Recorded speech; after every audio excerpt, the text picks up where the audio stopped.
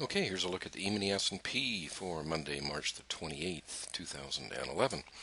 Taking a look here to start with at the market profiles, which include the overnight session. So this is today's market profile and volume profile, and this is what occurred on Friday. So the one in the middle here is what occurred in the overnight session Sunday evening. So we closed right around here. I think it was actually a little higher, right about here on Friday.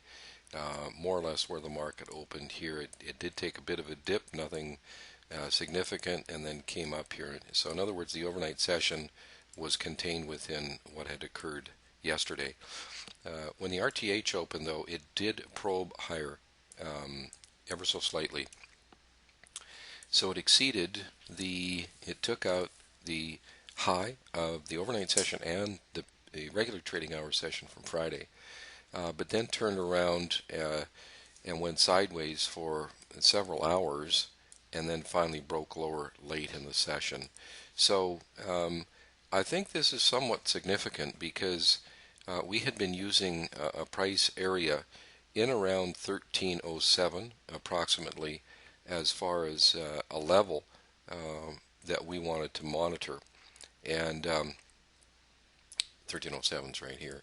So it did come down and pierce below it. You can see actually the overnight market low was 1307.25. So that 1307 was holding nicely overnight and for most of the regular trading hours today until the spillage fairly late in the afternoon.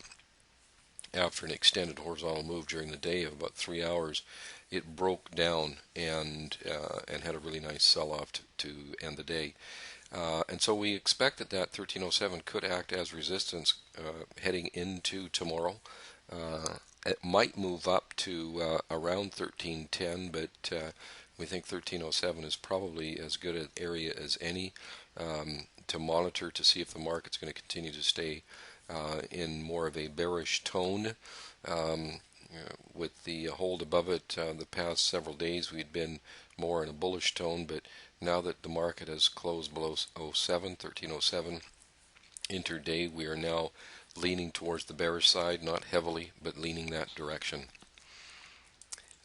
Here's the market profiles from the regular trading hours only. I've placed the volume of each day on them. And here's our software and our trades today. So actually our first trade here today, you can see that down arrow there, was to be filled on this line here, this dashed line that I just drew, and it never did come up to that. So a bearish indication there. So that was the first trade. That was a short. The second short here, a little bit lower down, a little bit later, it more or less went sideways, as did this trade here, and even this one here. So we ended up with 4 trades. Actually, we had a fifth short here, but you can see its red line also was not hit for the rest of the day. So we had 3 short trades, and 2 of them it never did rally high enough to get short, and the one short that we did get in, we ended up by scratching after 10 minutes, break even. The 2 long trades that we did take, they were scratches too in 10 minutes. This first long one here, this trade right here, we did lose 2 ticks on that trade after 10 minutes in the short position.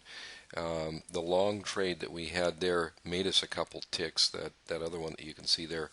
So we ended up with a scratch day, and there were some other indications that some of our members did use, which they were able to capitalize on that late down move. So that was good to see. With the inability of the market to rally up and get short on that very first trade was pretty significant because of the fact that it was testing yesterday's high, Friday's high, and couldn't muster up any follow-through.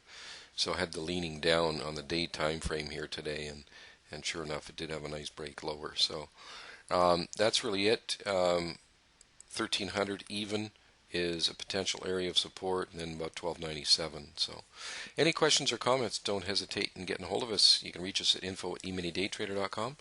That'll be it for today. So thanks for watching, and we'll see you again tomorrow.